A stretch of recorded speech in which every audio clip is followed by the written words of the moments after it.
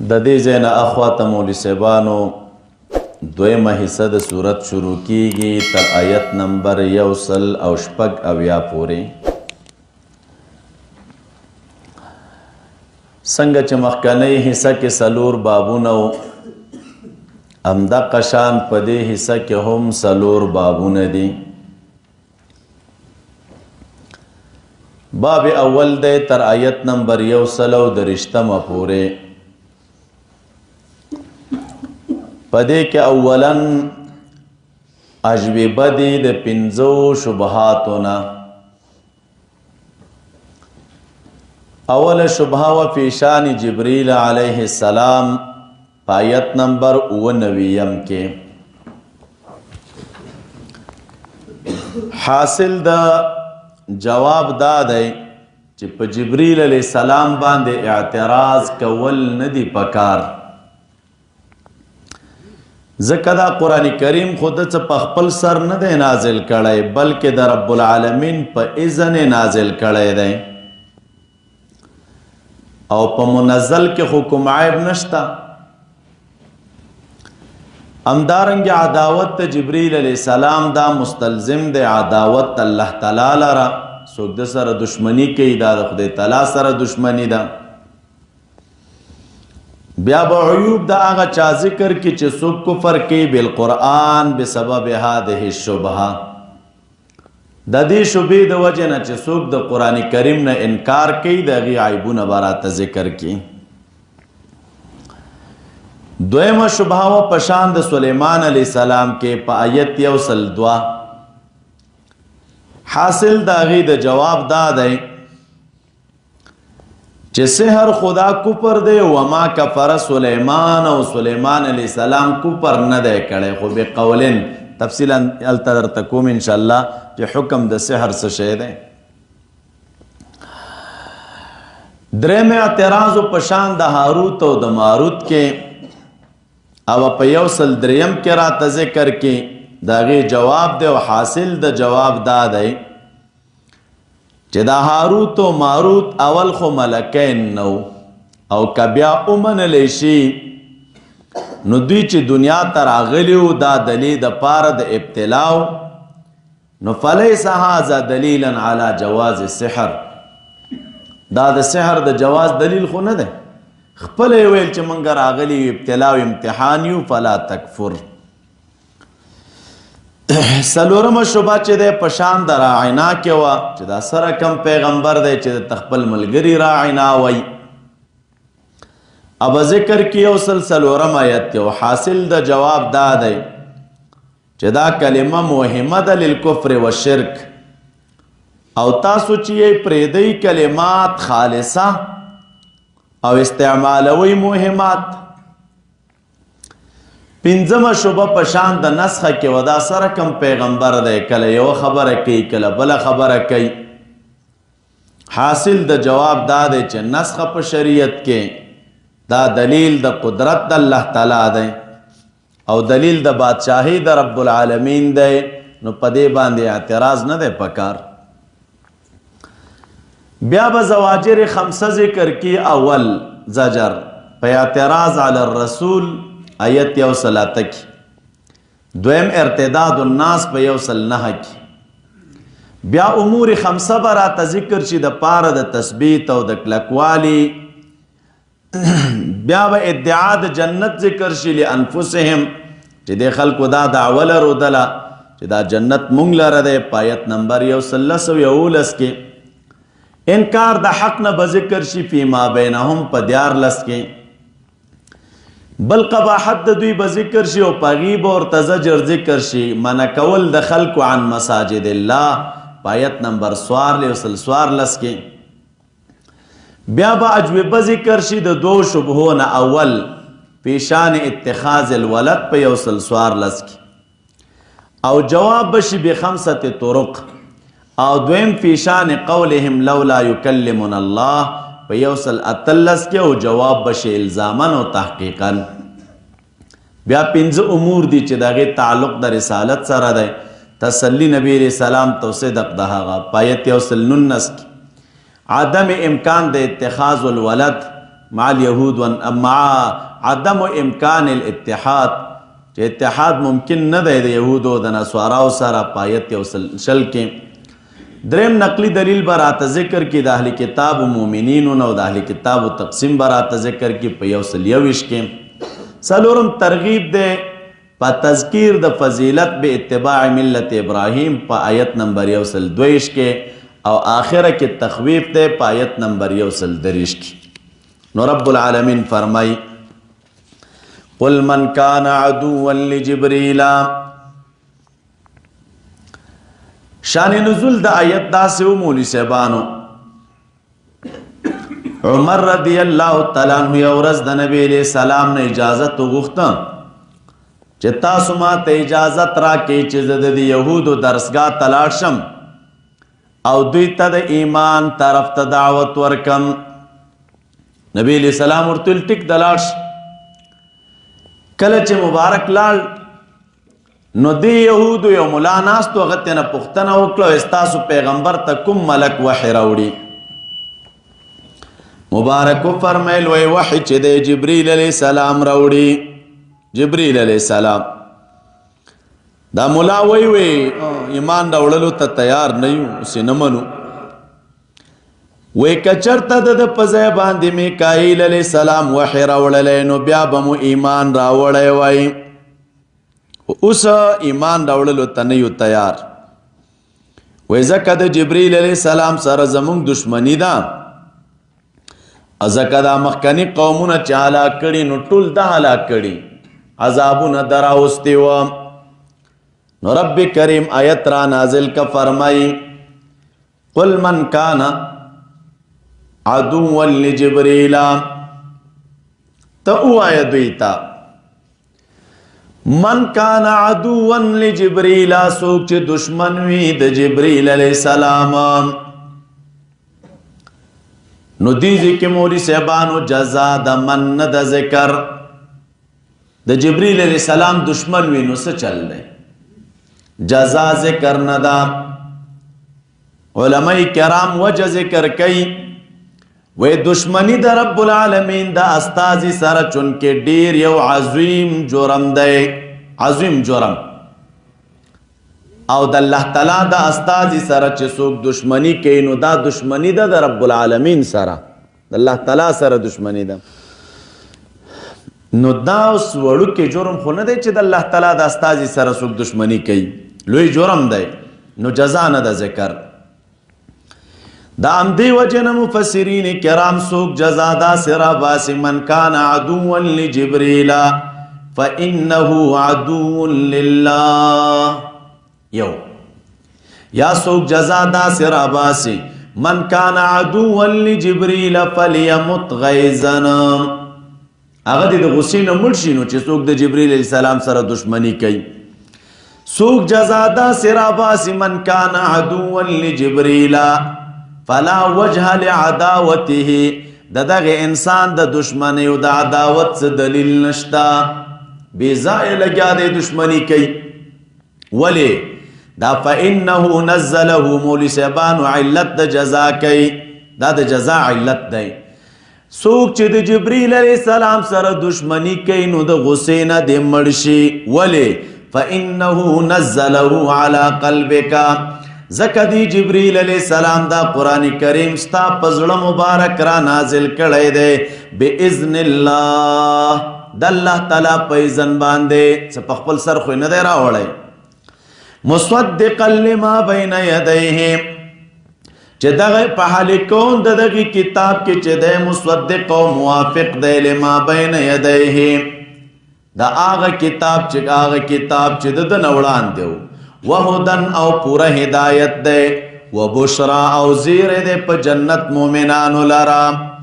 رب کریم فرمای اوس من کان عدوا لله سوک چې د الله تعالی دشمن وي او د هغه د ملائکو دشمن وي د هغه د رسولانو د استادو دشمن وي او د جبریل علیہ السلام او د میکائیل علیہ السلام دشمن وي نو تقدیر اولګوي فهو کافرون.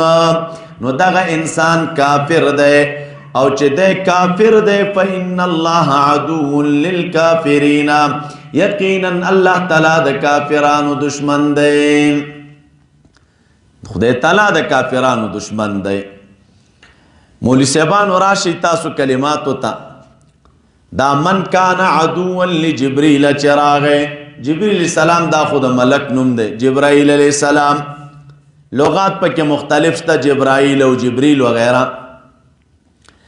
دی آیت کې رب العالمین د قران کریم 15 صفات ذکر کړل اول دا قران کریم منزل دی من عند الله دویم دا قران کریم منزل دی علی قلب الرسول صلی الله علیه وسلم دریم دا قران کریم مصدق دی د مخکنو کتابونو سلورم قران کریم هادی دی په کمال هدایت سره پنځم قران کریم زیر ورکون کې دی ایمان والا لرا داسې بهترین کتاب دی چې دا 15 بهترین صفاتونه لري دا علا قلبک چراغ نو علماء لیکي معلومیږي دا چې محل د علم دا قلب او زړه دی دام دی وجینا دا رسول اکرم صلی الله علیه وسلم خوبهم وحوا دا باذن الله چراغ مولی صاحبانو اذن کله مراد د اذن نه چې دی هغه اذن او امر تکوینی وي کله په معنا د نصرت سره راځي کله اذن راځي په معنا د رضا سره کله چې د اذن امر شرعي ته وي او دا قرآن کریم کې تقریبا 15 اشکارت مکرر دی زی په ځای باندې مختلف معناګانې وي دا دیزی کې چې اذن راغی دا قرآن کریم نازل دی باذن الله اے بامر الله لا بالاستقلال من عنده جبریل علیہ السلام خود خپل د ځان نه مستقل دا کتاب نه دی راوړی بلکې د رب العالمین په اذن راوړی او د الله تعالی په امر راوړی دی مصدقا لما بین یدیه لاندې راشي دا من کان عدوا لله وملائکته دا وو چې راغلی علما لیکي دا وو د پاره د جمع نه دی یعنی دا معنا نه د چې څوک د الله تعالی د ملائکو د رسولانو دښمن وي نو هغه به کافر وي او کله یو دښمن وو نو هغه به کافر نه وي دا وو للجمع نه دی دا هر چا چې دښمن و کله الله تعالی دښمن و هم کافر کله رسولانو هم کافر کله یو رسول هم کافر کله یو کتاب نه منون کې هم کافر او دا جبریل او میکائیل چې راغلی وروستو د ملائکونا دی ته علماء کرام تخصیص بعد التعمیم وی دا هم ملکو کې داخل دی خو چې دا بیلی ذکر کړل دواړه تخصیص بعد التعمیم دی او په تخصیص بعد التعمیم کې چې د مراد مقصود دی چې اهتمام وي گویا کې معنا د آیت بداسي شي چې څوک د الله تعالی د ملائکو دشمن وي او بیا خاص کر د جبریل علیہ السلام او د میکائیل علیہ السلام نو دا کافر دی او رب العالمین د کافر دشمن دی ولقد انزلنا الیک آیات بینات وما یکفر بها الا الفاسقون اوس کتوی نو د یهودو خو دشمنی د میکائیل علیہ السلام سره نه وه دوی خو اویل که چرته وحی میکائیل علیہ السلام راوړلی نو دا میکائیل ولی ذکر که وجه علماء کرام دا ذکر که اشاره دی خبر طرف ته ده چې دشمنی د دوی د جبرائیل علیہ السلام سره وه او دشمنی د جبرائیل علیہ السلام سره هم دا دشمنی دا د میکائیل علیہ السلام سره هم د سره دشمنی دا دغه سره دشمنی ده د کمیشن یو وي منشور یو دی پیغام یو دی او دوانه ملک دی نو د یو سره دوستی او د بل سره دشمنی نو دا خاصه ساده توب او کم عقل توب دی او یا علماء کرام لیکي دوانه راوړل اشاره د فضیلت او شرافت د دوانو ته او یا علماء کرام لیکي دوانه راوړل دي ته اشاره ده چې جبريل روح الله دی او امین د الله تعالی دی په وحی باندې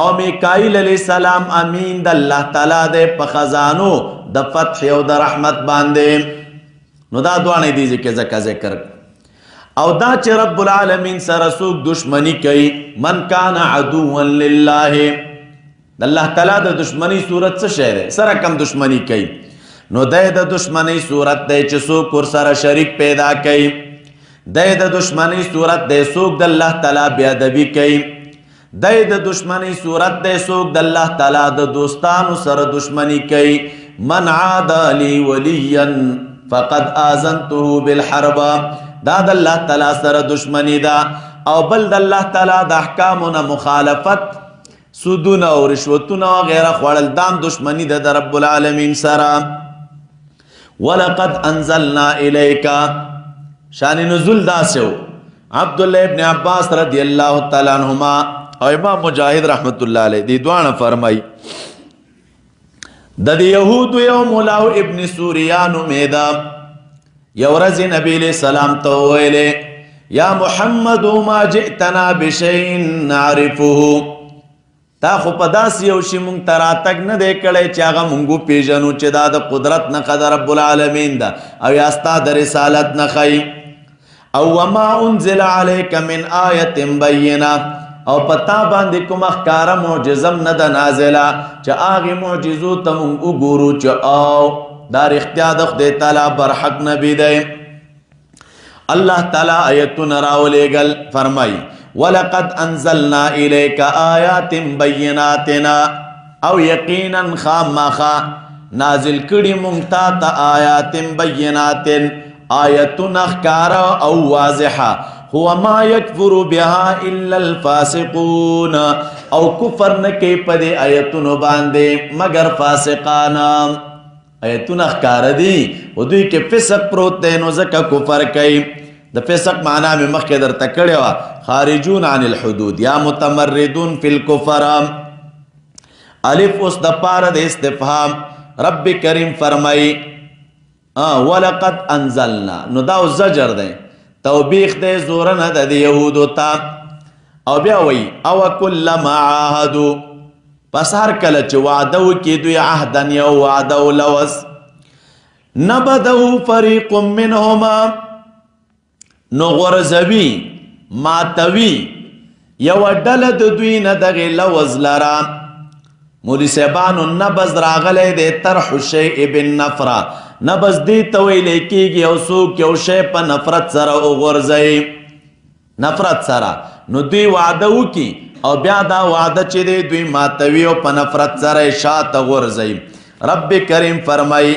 نبذه فریق منهم بل اکثرهم لا یؤمنون بلکې اکثر د دوی نه چې دی لا یؤمنون ایمان نه لري اکثر ایمان نه لري نو وعدې وکړي او بیرته ماتوي نو عهد نه مراد یا هغه وعده ده چې کومه وعده تحت الجبل وه د غره لاندې چې وکړه مخکې تېره شو یا هغه وعده د رب العالمین د مع الانبیا یا وعده د دوی د آخري پیغمبر سره بیا رب کریم فرمایي ولما جاءهم هر کله چې راغی دوی ته رسول معظم رسول د الله تعالی د لوري مصدق لما معه چې دی مصدقو د هغه څه سره چې کوم د دوی سره وه نبذ فریق من الذین وغورځوله یوې ډلې د هغې کسانو نه اوتو الکتاب چې هغې ته کتاب ورکړی شوی وه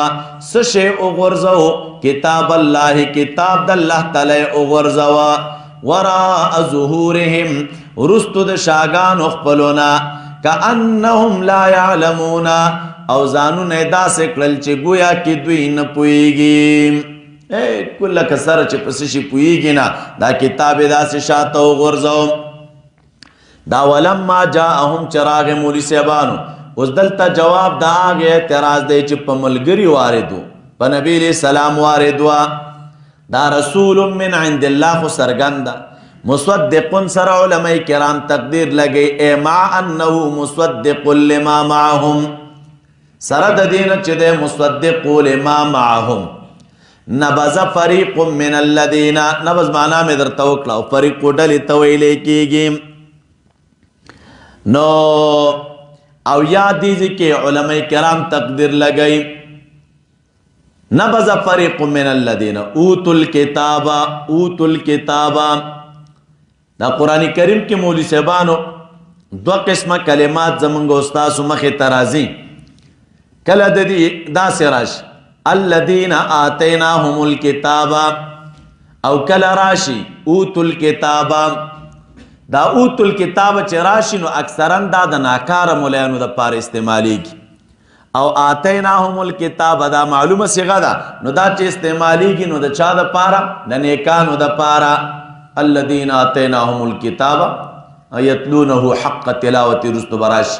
او دې ذکر راغلل ګوره الذین نبذ فریق من الذین اوتوا الکتاب. اوتوا الکتاب نو ناکاره مولایان تینا مراد دي. دا وراء ظهورهم چې راغی رستو د شاګانو نه، نو رستو د شاګانو نه غورځول څه مقصد؟ علامه شعبي وی ترک العمل به، د الله تعالی په کتاب عمل پرېښوده نو فذلک النبذ. همدې ته نبذ وی، عمل یې پرېښوده نو دا نبذ دی، همدا شاته غورځول دي. کأنهم لا یعلمون، ای صاروا کأنهم لا یعلمون، دی وګرځېدل داسې کأنهم لا یعلمون. واتبعوا ما تتلو الشیاطین. او دا شعبی قول مې درته ذکر کا. شعبی وای چې کتاب خو مخې ته خو عمل یې پرېښوده. سفیان ابن عیینه وای دې ځای کې بیا څه چلې وکړه؟ ادرجوه فی الحریر والدیباج. دا کتاب په ورېښمو په دیباجو کې راته وکړه، سره زر او سپین زر یې ترې راته وکړل. داسې اکرام یې ورته کوه، خو د دې کتاب حلال حلال نه ګڼل، حرام حرام نه ګڼل. نو فذلک النبذ. فذلک النبذ، نبذ همدا دی. نو دا کتاب غورځول دي همدغه چې څوک د الله تعالی په کتاب عمل پرېږدي. واتبعوا ما تتلو الشیاطین علی ملک سلیمان. ربط د آیت د مخکې سره په دې طریقه د مولوي صاحبانو داسې ووایې ترکو کتاب الله واقبلوا علی السحر القدیم والجدید. د الله تعالی کتاب پرېښوده او د سحر پسې روان شول. یو نو داسې تقدیر ولګوئ ترکو الکتاب، کتاب د الله تعالی پرېښوده، واتبعوا او روان شل دوی ما تتلو الشیاطینو دا هغه پسې چې لوستل به شیطانانو علی ملک سلیمان په مقابله د باچایۍ د سلیمان علیه السلام کې، یا په باچایۍ د سلیمان علیه السلام کې. واقعا داسې و مولوي صاحبانو چې دا علا دي ذکر راغلی، علا یا د پاره د مقابله او جواب کوي د هغې شبهې. نو جواب په دې طریقه کېږي. دوی د نبی علیه السلام نه پوښتنه وکړه د سلیمان علیه السلام باره کې. سلیمان علیه السلام باره کې د څه رایه ده؟ مبارک ورته وویل چې د الله تعالی عبد دی او د الله تعالی نبی او د هغه پیغمبر دی. نو چې دی ورته ویل چې د الله تعالی پیغمبر دی، نو دوی چې دی ویل با ستا رسالت او پیغمبري موږ نه منو. وایي د سحر باره کې د څه رایه ده؟ وایي سحر خو چې دی بعضې اجزا پکې کفر دی، رس درته وایم. وایي ښه نو سحر ته بد وایي او سلیمان علیه السلام ته ښه وایي، او سره د دې نه چې سلیمان علیه السلام خدا باچایي ټوله روانه کړې په سحر باندې وه، په جادویي باچایي روانه کړې و، ته جادو ته بد وایي او هغه ته ښه سړی وایي. یو او یا به ویل چې دا سحر مونږ کوو نو سحر ښه شی دی، ولې ځکه سلیمان علیه السلام چې دی سحر کوه. نو رب کریم ایتونه راولېږل، فرمایي روان شول دوی د هغې پسې چې لوستل شیطانانو علی ملک سلیمان په هغې بادشاهي د سلیمان علیه السلام کې. د سلیمان علیه السلام په باچایي کې او دغه د باچایي په عهد کې چې شیطانانو کم شی لوستل نو دوی د هغې پسې روان شول.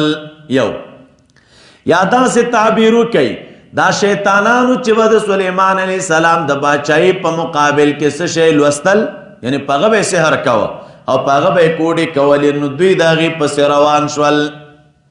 بیا رب کریم فرمایي وما کفر سلیمانو، سلیمان علیه السلام چې دی کفر نه و کړی بجواز عقیدت السحر، ولكن الشیاطین لیکن شیطانانو کفر کوا یعلمون الناس السحر خلقو ته د سحر خودنه کولا خلقو ته د سحر خودنه کولا وما انزل على الملكين مولی صاحبانو دی کې دو تاویلا یادا ما انزل عطف کوي پچا باندې پوتبعو باندې نو بیا ترجمه داسې وکي روان شول دوی دا آغا پسی چی لوستل شیطانانو او روان شل دوی دا آغا پسی چی نازل کڑی شوی وا پا دو ملکو باندے دا بابل پخار کے چاگا دو ملک هاروت و ماروت و دوی دا آغی پسی روان شو او دا قول راجح دائی او دویم قول علماء کرام داری که دا عطف کئی پا کفر باندے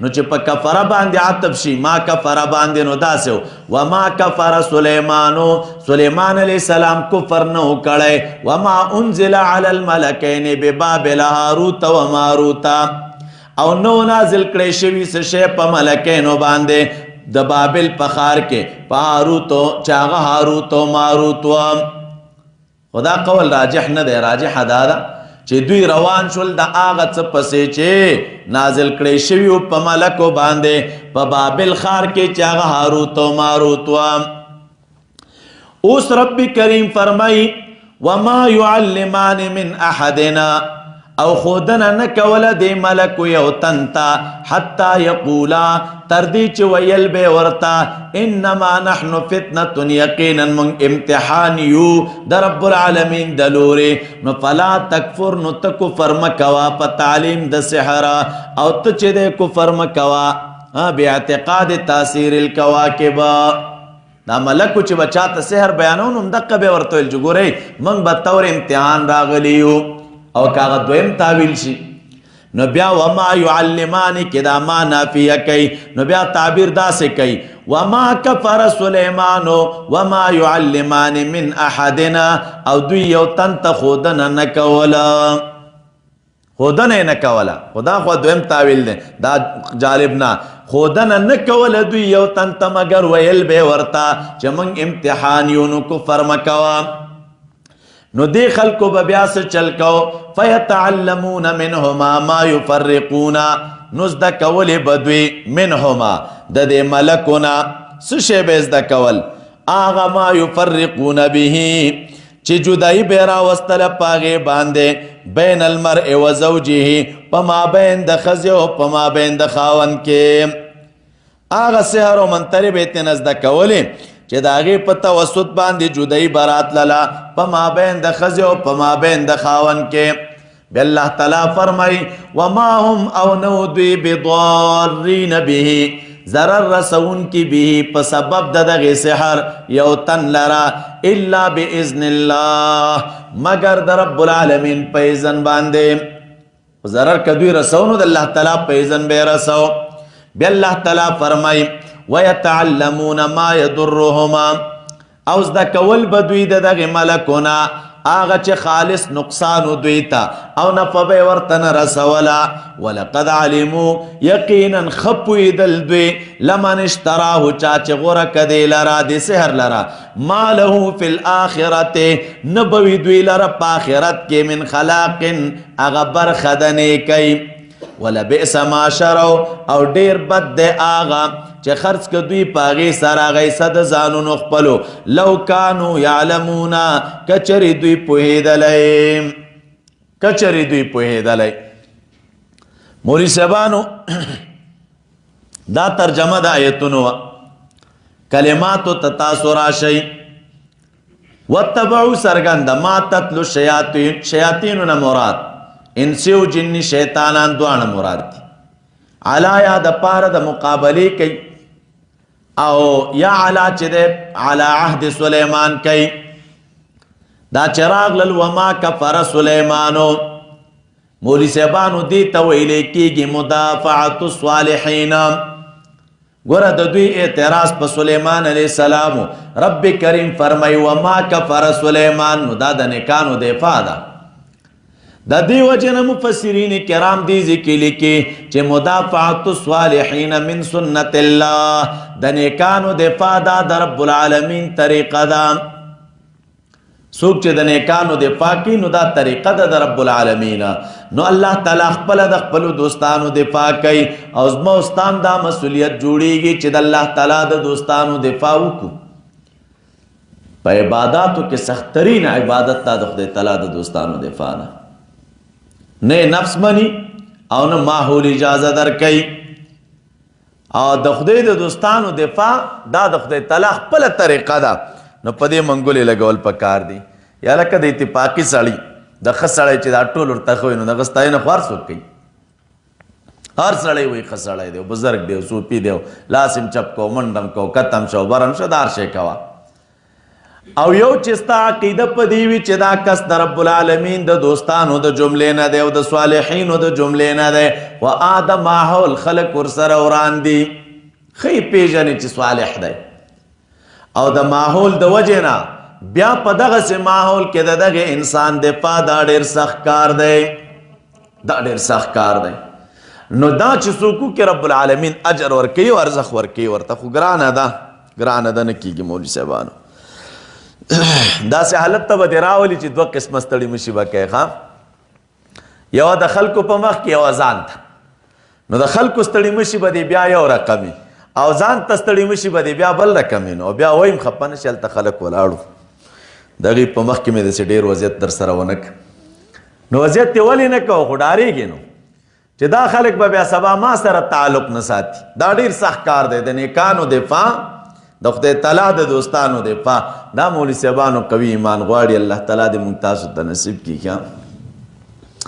بیا ورپسې راځئ، موږ خو مخ کېږو که نه، ډېر داسې وي سره رابطې هم کوي را سره، کله مخ هم شو وران شو غوښتل. دا ډېرې قصې دي. دا چې کله تاسو د خدمت منصب باندې ودرېدلی یو خدمت مو شروع کړه، دا اندازه بیا درته لګېږي چې تاسو سره خلک سره کم تعامل کړي او خلک سره کم اخلاق در سره کړي او خلک در سره کم وضعیت کړي، ډېره به ګرانه وي. دویم راشي دې ذکر نو مدافعت الصالحین من سنت الله. بل دې ذکر راغی مولوي صاحبانو سحره، انو یو بیا بدان دي. نو د بدانو خلکو به بیا دفاع نه کوي، دغې دفاع به نه کوي. د همدې وجې نه قرآن کریم کې رب العالمین فرمایي لا تکن للخائنین خصیما، د خائنینو خصیم مه جوړېږه، دغې دفاعګانې مه کوه. دفاع د چا وکړه؟ د الله تعالی د دوستانو. او بیا چې راغله ورپسې روان شول دوی د هغه څه پسې چې تتلو الشیاطین، درته مې وویل شیطانانو نه انسي او جني شیطانان مراد دي.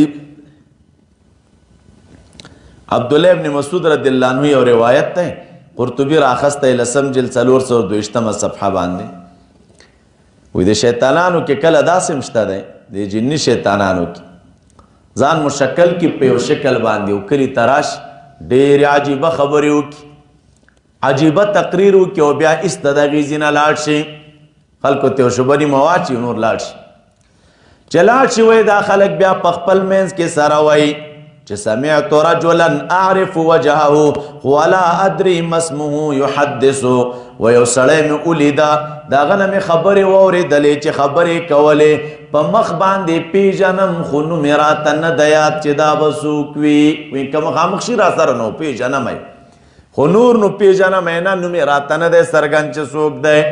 او دا به په حقیقت کې شیطان راغلی په هغې کلي کې تقریر کړی، ایسته به لاړ شي ورک به شي خلاص، خلکو ته به شکونه ور واچوي، عجیبه خبرې وکړلې. وایي په شکل یې پیژنم خو نوم یې راته نه دی معلوم. دا سحر چې راغی مولي صاحبانو، سحره دا د فتح یفتحو باب نه. نشاپوري وایي سحر چاته وایي؟ کل ما لطف مأخذه وخفی سببه، هر هغه شی چې د هغې ماخذ لطیف وي او سبب د هغې چې د خفي او پټ وي، دې ته سحر ویلی کېږي، دې ته سحر وایي. همدارنګې علماء کرام لیکي کله سحر راځي په معنا د خداع سره، دوکا. سحرت الصبیه نو اذا خدعته، کله وایي سحرت الصبیه یا سحرت الصبیه، کله ماشوم سره دوکه وکړي هلته دا کلمه استعمالی. سحر کله چې دی په معنا د خفا سره هم راځي، جادو تم جادو ځکه وایي چې دام پټوي بټوي. سحر معنا د کله صرف او اړول، ما سحرک عن کذا اے ما صرفک عنه. سحر کله راځي په معنا د استعمال سره یو شی ځان ته مایل کول، لکه بل نحن قوم مسحورون. سحر مولوی صاحبانو کله نا کله په معنا د پړپوس سره هم راځي، د حیوان په وجود کې چې وي. سحر په دې معنا هم راځي هر هغه کلام او طریقه چې د هغې اخستل باریک وي، دې ته هم سحر ویلی کېږي. دام سحر دی. ساحر کله په معنا د عالم سره هم راځي، لکه قالو یا ایها الساحر ادعو لنا. نو دې ځکه ساحر مولوی صاحبانو په معنا د عالم سره دی، په معنا د عالم سره، نو دې ته سحر ویلی کېږي. او دا د سحر هغه اطلاقات مصداقات دي. علامه قرطبي دا اقوال راخستی دي. ځینې علماء کرام صاحب د تنویر بیا وایي سحر چاته ویلی کېږي؟ تمویت الحیل، په پټې سره د دروغو حیلې ښایسته ښکاره کول، ښایسته ښکاره کول په داسې حرکاتو او احوالو چې د لیدونکي دا ګمان راشي چې دا مؤثر، او حال دا دی چې مؤثرې پټ وي. یو همدارنګې ځینې علماء کرام بیا وایي سحر چاته وایي؟ آغا شی چې ظاهر معلوم وي او سبب پټ وي، چې دې ته دوکه او تلبیس وایي، او په خیال کې غیر واقع شي، غیر واقع شی واقع ښکاره کېږي، دې ته چې د سحر ویلی کېږي. ناممکن شی خلکو کې رایج ښکاره کول، دې ته سحر ویلی کېږي. ځینې علماء کرام بیا لیکي سحر دام دی، نوم دی د هغې اقوالو د افعالو دپاره چې دا د نفوسو شریرو نه راښکاره کېږي په واسطې د جناتو سره غالبا، په واسطې د جناتو سره غالبا، او یا په مباشرت د اعمالو مخصوصو سره چې لا تتعذر معارضته، او دې کې تعلیم و تعلم دام جاری کېږي. شرعا سحر چاته ویلی کېږي؟ علما لیکي شرعا سحر دا مختص بكل امر يخفي سببه ويتخيل من غير حقيقة ويجري مجرى التمويه والخداع. دا هغه کار دی چې دا مختص دی تر هغه امر پورې چې د هغې سبب خفي وي او تخیل کې راځي من غیر حقیقتنا، دو کم وکدې شیانو کې استعمالیږي. نو په دغه اعتبار باندې بیا دا کار حرام دی، حرام، خو لیکن سره د دې چې حرام دی نو تاثیر لري، تاثیر لري. امام رازی رحمت الله علیه تفسیر کبیر کې جلد اول صفحه 226 کې تقریبا 8 اقسام د سحر ذکر کړي دي، 8 اقسام. خلاصه دا د دې ټولو نه دا معلومیږي جمهور علما وایي چې سحر ثابت دی او شته دی، اثر هم شته دی، خلافا للمعتزله. معتزله وایي سحر نشته، دوی بیا وایي دا سحر اسې وهم دی کوم حقیقت نه لري. دلیل د دوی دپاره دا دی وروستو راځي واقعه د موسی علیه السلام کې یخیل الیه من سحرهم انها تسعى، انها تسعى. او یا دارنګ چې د بخاری روایت کې هم هغه کلمه او لفظ د خیال راځي.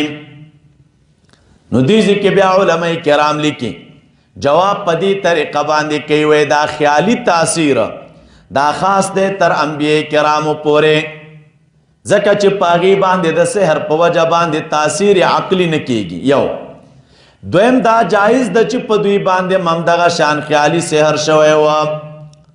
دریم وجه علماء کرام دا لیکي د اثر د تخیل نه دا معلومیږي چې د دې بالکل حقیقت شته دی. څلورم دا وی دلته دا زمونږ دلیل دی ځکه اثر خو په خیال کړی و که نه، که دې تاثیر نه کولی نو بیا څه ضرورت، خو تاثیر لري اثر یې کړی و نو ځکه زمونږ ستاسو د اثبات دپاره دلیل دی. او عقلي دلیل هم په دې باب باندې شته.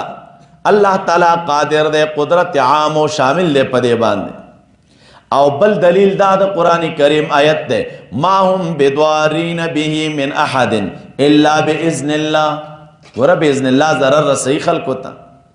همدارنګې دا وروستو راځي ومن شر النفاثات فی العقد، دارنګ دام راځي چې په محبوب باندې سحر شوی و د بخاری روایت دی دا ټول روایتونه دلیل د دې دی چې سحر شته دی او سحر حق دی حکم یې څه شی دی امام احمد رحمت الله علیه وی حکم د سحر چې دی دا قتل دی او پدې سړی کافر کیږي امام شافعی رحمت الله علیه وی کفر نه دی خو حکم قضاء قتل دی احناف علماء وی کفر نه دی حکم قتل دی سیاستن او دیزی کی بیا امام احمد رحمت اللہ علیہ استدلال دیزی نه کوي چې دا سحر کفر دی ځکه رب کریم فرمای وما کفر سلیمان جواب علماء کرام دیزی کی بیا ادا کوي وما کفر سلیمان باستحلال السحر سلیمان علیہ السلام کفر نو کړي پدې چې دا سحر حلال ګڼه نه بس به یو امتحاني مسله وه او ځمکې ته راغلله دویمه مسله مولوي صاحبانو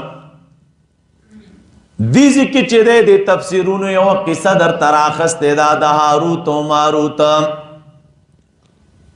وایي دوی خدای تعالی ته وویلې چې دا انسانان ګناهونه کوي او دته خو مونږ ګناهونه نه کوو پاک مخلوق دي تفسیرونو کې بعضو کې شته خدای تعالی ورته ویل چې هغوی سره مې نفس پیدا کړی دی او تاسو نفسونه نه لرئ نو تاسو ځکه ګناهونه نه کوئ دوی ویل چې ځه مونږ ته هم نفسونه راکړه نو وګوره چې مونږ بیا ګناه کوو که نه بیا وایي ځمکې ته راللې او زنا یې وکړل او فلان او فلان داسې قصې دي د بعضې تفسیرونو کې چې دی دا خبرې شته د وی راځوړندې کړی شوې نو مولوي صاحبانو دا قصه چې کومو تفسیرونو لیکلې ده دا قصه درسته نه ده دا په ډېرو قبایحو مشتمله ده یو قباحت په دې قصه کې دا دی چې په دې کې قصه کې د ګناهونو د بندګانو د پاره عذر ښودلی شوی دی یعنې دا قصه چې موږ تاسو واورو نو دې نه دا معلومیږي چې دا بندګان چې ګناهونه کوي خو پکې معذوره دي نو یو دا ځکه درسته نه ده دویمه دا قصه ځکه درسته نه ده د دې آیت خلاف ده لا یعصون الله ما امرهم ملک د الله تعالی نافرمانی نه کوي درېمه وجه دا د علما لیکي دا خبره هم خطا ده چې دوی دواړه په نیک عمل چې دی مشهورې وې بلکې ملایکو کې چې دی هغه مشهورې ملایکې جبریل علیه السلام او میکایل علیه السلام دي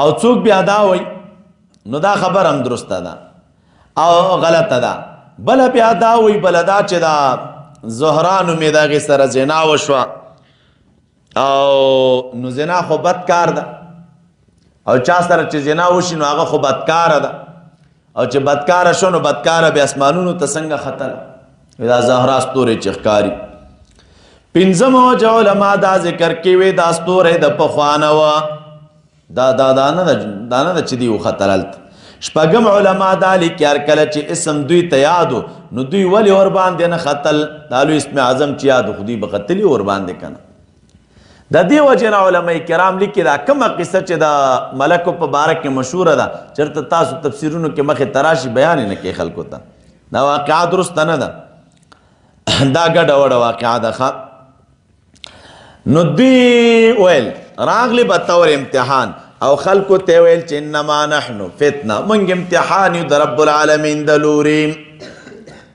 دا ورپسې راغله ولقد علموا لمن اشتراه ما له في الآخرة من خلاق ولقد علموا نو مولوی صاحبانو یقینا دوی پوهېدل وروستو ورپسې راشي دا خلاق چې راغی نو خلاق مطلق برخې ته وایي دې ځای کې مراد د خلاق نه چې دی هغه برخه د نیکۍ ده مطلق برخه نه تاسو که ووایئ چې د آیت د اول او د آخر په درمیان کې سره تعارض دی په دې طریقه آیت په اوله کې راغلل ولقد علموا یقینا دوی پوهېدل او د آیت په آخره کې بیا راغله لو کانوا یعلمون کچرې دوی پوهېدی نو یو وایي پوهېدل اول کې راغله پوهېدل او وروستو بیا وایي کچرې دوی پوهېدی نو دا خو تعارض ښکاري علما کرام لیکي تعارض نشته دی ولې وجه دا ده وایي په تقاضا د علم باندې عمل نه کول دا کله ناکله نازلیږي دغه شخص په منزله د جاهل باندې یو کس د علم لري خو عمل پې نه کوي نو دته خلک ګوري په منزله د جاهل دقسې دوی مو علم یې لرو ده ولیکن عمل یې ورباندې نه کوه. نو ځکه رب کریم فرمایي لو کانو یعلمون.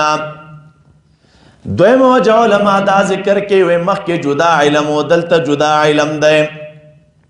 نو داسې تعبیر وکړه ای لو کانو یعلمون علما حقیقیا نو لما باعوا انفسهم بذلک. دریم وجه علما دا لیکي لقد علمون شیاطین مراد دی او لو کانو یعلمون کې انسانان یهودیان مراد دی. دا تینا مراد دی لو کانو یعلمون. قرطبی و بغوی دا اقوال لا خستی دی. فائدہ دا آیت دا دا مولوی صاحبانو ډیر فواید پکې دي. یو فائدہ پکې دا ده چې دا قرآن و سنت نه اعراض کول کلم چې د الله تعالی د کتاب او د سنت نه څوک اعراض وکړي د انسان ته دا د باطل دروازې خلاصوي. دویم فائدہ تینا دا را معلومیږي د سحر تعلیم و تعلم او د استعمالول دا حرام دی. درېمه فائدہ تینا دا را معلومیږي چې خالق د خیر او د شر او د ضرر او د نفع رب العالمین دی او دا ټول د الله تعالی په اذن باندې کېږي. هغه ته التجا پکار ده. درېمه فائدہ تینا دا را معلومیږي سحر ګوره شیطانی علم دی او یهودیانو د شیطانانو نه اخیستی وه. بله تینا دا را معلومیږي سلیمان علیه السلام د سحر خلاف ما کفر سلیمان. بله تینا دا را معلومیږي کله کله الله تعالی انسان ته د ګناه اسباب آسانوي بطور امتحان. خی درته آسان کې تو درېږه بنده څه کوي او کوي نه کوي الله تعالی دې موږ تاسو وساتي. کله نا کله داسې وشي. بله مسله تینا دا را معلومیږي په انسانانو لازم دی چې د خلکو خیر خواهي به کوي اگر که خلق ورنه اعراض کوي لکه دوی به ویل انما نحن فتنه. نام ادا ده د جادو غټ اثر داوي چې د ښځې او د خاوند په درمیان کې سره جدایي راولي. دا خطرناک سحر دی. ښځه او خاوند جدا کول نو یا تینا دغه جدا کول مراد دی چې بس دوی سره بیل کې نکاح سیستم او سلسله سره ختمه کی. او یا کله نا کله د جدایي نه علما لیکي دا د کدا سحر کوپر شي دی او قول مطابق نو چې څوک سحر وکړي خو د کوپر وک او ښځه تینا خپله د کوپر په وجه جدا کېږي. دا ډیر وي ښځه او خاوند ورانول. جني شیطانان هم دې کې ډېر کوشش کوي. انسي شیطانان هم پکې کوشش کوي. بله مسله تینا دا را معلومیږي د الله تعالی قدرت د اسبابو د پاسه دی. که هر څومره اسباب ډیر وي ولیکن قدرت د رب العالمین ترې بره دی. بل تینا دا را معلومیږي چې هر شی د الله تعالی په مشیت او په اراده باندې کېږي. بل دا چې ګوره سحر زده کول ضرر دی. بل دا ګوره جزا من جنس العمل دا. کافر دنیا کې الله تعالی نه چې دی الله تعالی تاغه شریکان جوړ کړي نو دا برخه لاړله. آخرت کې رب العالمین دوی دا غینې کې برخه نه محرومي.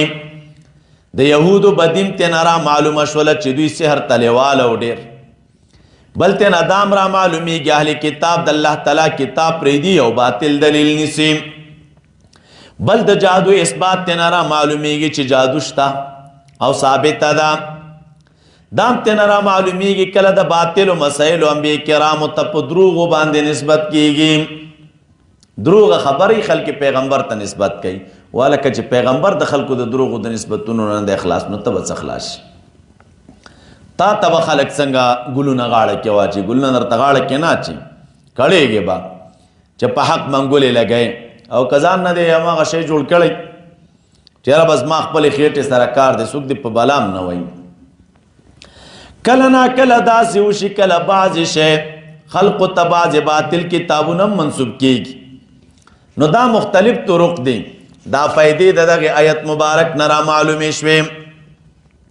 اوس رب العالمین دوی ته دعوت ورکوي فرمایي ولو انهم آمنو کچری دوی ایمان راوړی وی واتقوا او ځان بچ کړی وی د معصیت نه او د سحر نه لکان خیر لهم دا به د دوی د پاره ډېر غوره وی او دا به د دوی د پاره ولې ډېر غوره وی ځکه لأن فی ذلک مصوبة لهم ای لمصوبة من عند الله خیر ځکه دې کې دوی لره ثواب دی د الله تعالی د لوري او خیر او ډیر. لو کانوا یعلمون کچری دوی پوهېدی، کاش چې دوی پوهېدی نو ثواب دی پکې ایمان راوړی وای. راځئ مولوي صاحبانو، یا ایها الذین آمنوا لا تقولوا راعنا. ربط آیت د مخکې سره، مخکې بیان د قبایح و، دیزی که هم بیان د قباحت د دوی دی. عنوان د آیت د اساءة الادب مع رسول الله صلی الله علیه وسلم.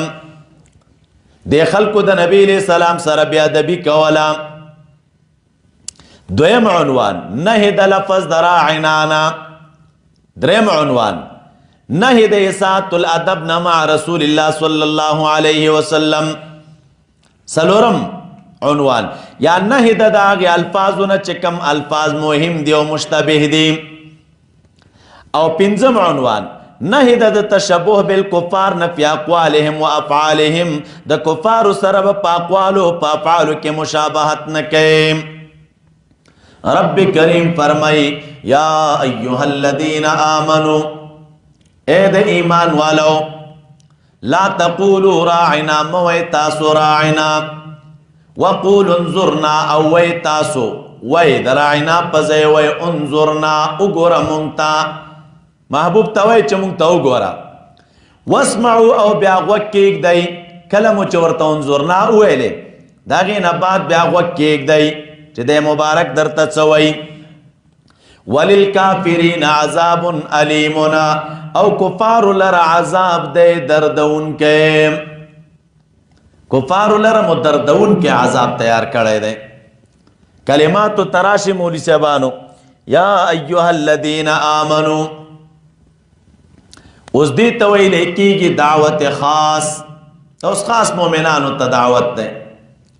او دی صورت کے چے دے اول ذل مومنانو تا چے خاص دعوت ذکر کی گی نو دا دے اے دے ایمان والا. مخ کی گورا خطابات جدا جدا، اہل کتابو تا دا مومنانو تا خطاب دے. او دغه خطاب تقریبا 9 کرت قرآن کریم کے راغلے دے. اے د ایمان والو ندا دا کنا، اے د ایمان والو. جواب ندا سشے دے.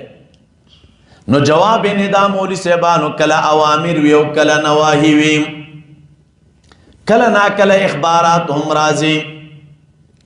درسل دیزی کی چی دے اوامر دی. درسل یعنی د یا ایو الذین آمنو نورستو درسل کرت اوامر ذکر دی. او دی اوامرو نواهیو تا مقتضیات د ایمان وی، د ایمان مقتضیات. ذکر خو عبداللہ ابن مسعود رضی اللہ تعالیٰ عنہ فرمائی کلم چه د یا ایو الذین آمنو خطاب راشی و مومن مسلمان تا متوجہ کے دل پکار دی. ذکر اللہ تعالیٰ دغه خطاب نه بعد د ایمان مقتضیات ذکر کئی.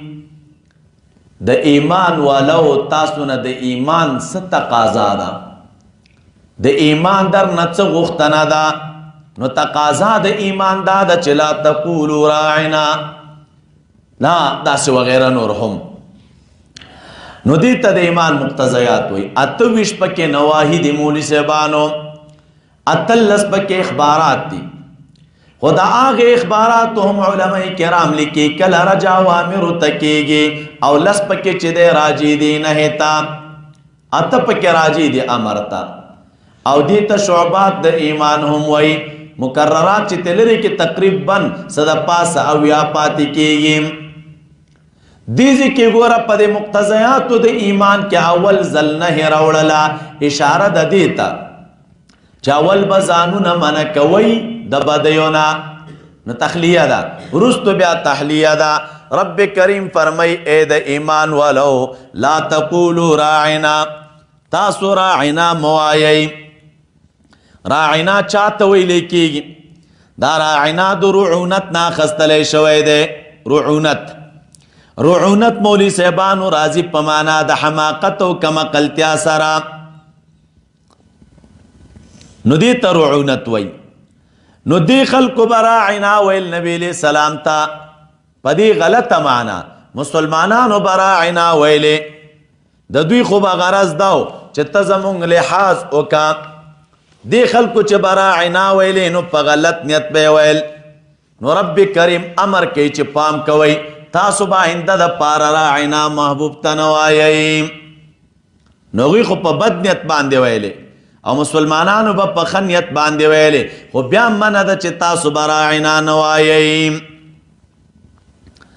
نو تاسو راشي مولوي صاحبانو، علامه قرطبي رحمت الله علیه د دې آیت مبارک په تفسیر کې وایي دا آیت چې دی الدلیل الثانی التمسک بسد الذرایع.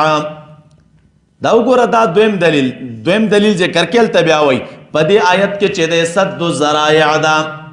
سد الذرایع تاسو ته مخکې ما ویل د آدم علیه السلام په واقعه کې، نو دام ده د ذرایعو بندوالی. داسې خبره مه کوو چې هغه سبب د بیا د به یې ګرځېږي، دا کار به نه کوي. نو دوی راعنا ویل مشتبه الفاظو، نو دوی تینا منع شول. رب کریم فرمائی ما یود الذین کفروا من اهل الكتاب، دو نغواړي کافران د اهل کتابونه ولا المشرکین او نه مشرکان څه شی ان ينزل علیکم چرا اولیږلی شي په تاسو من خیر د وحینا من ربکم د الله تعالی د لوري. دا کوم وحی چې د رب العالمین د لوري راځي نو دا وحی چې دی دوی نه غواړي چې د الله تعالی د لوري را نازل شي.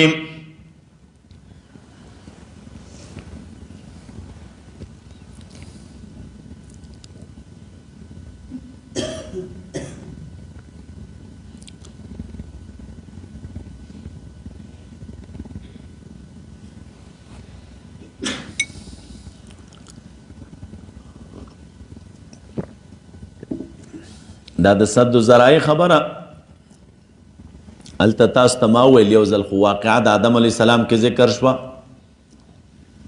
د آیت نه دا معلومیږي اسلام کې کله ناکله یو شی خپله منع نه وي، خو چونکې د سد الذرایع د وجې نه اسلام یو شی منع کوي، اگر که هغه خپله منع نه وي او کوم فساد پکې نه وي خو ذریعه د فساد ګرځي.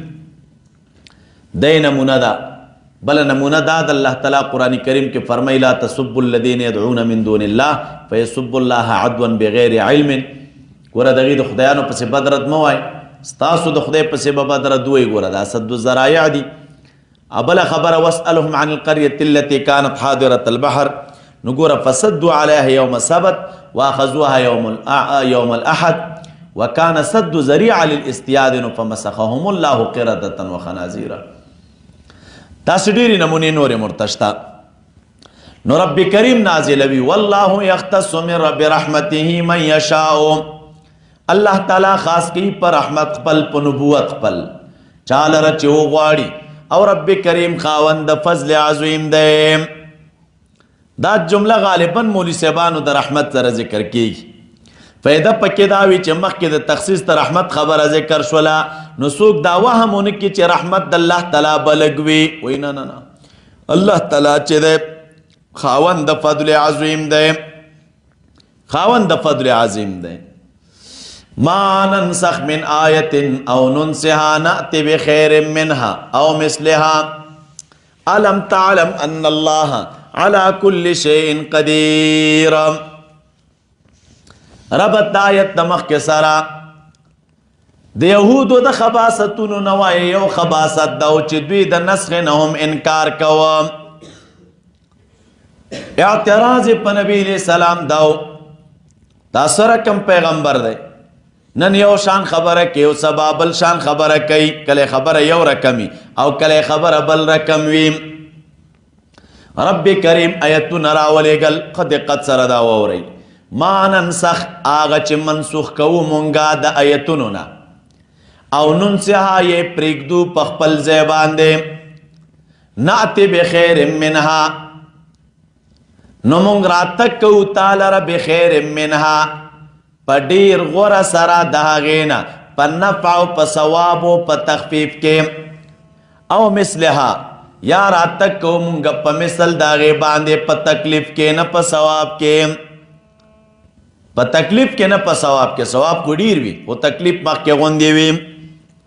علم تعلم آیا تن پوهیږي تنبیه ده چې الله تعالی پار یو څیز باندې قدرت لرونکی دی او دا نسخه دا دلیل د قدرت د رب العالمین دی آیا تن پوهیږي چې الله تعالی لره باچایي د اسمانونو د ځمکو ده وما لکم من دون الله نشته د تاسو لره ما سوا د الله تعالی نه څوک دوست ولا نصير او نه څوک مددگار